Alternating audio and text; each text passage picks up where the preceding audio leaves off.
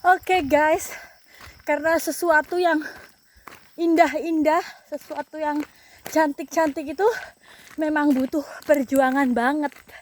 Kayak tempat yang akan aku kunjungi, di sana nanti lelahku terbayar. Di sana kita bisa mandi dengan sepuasnya, dengan air yang jernih, ya, dengan terjun yang walaupun airnya gemericik kecil, tapi sungguh sangat menenangkan. Dan saya ditemani oleh dua asisten saya yang dari kecil sudah dengan saya, Cindy dengan Nita.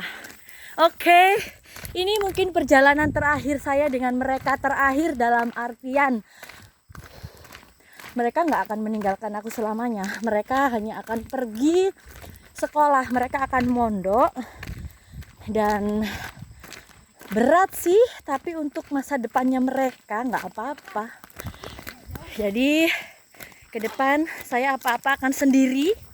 Siapa anak atau siapa orang di balik perjalanan saya selama ini dari dari musim-musim kayak hiking, pramuka atau apapun itu, mereka lah yang menemani. Mereka yang tahu semua tentang aku. Oke. Ini baru setengah perjalanan, nanti aku kabarin lagi karena di sini tidak ada signal, jadi hanya live video biasa.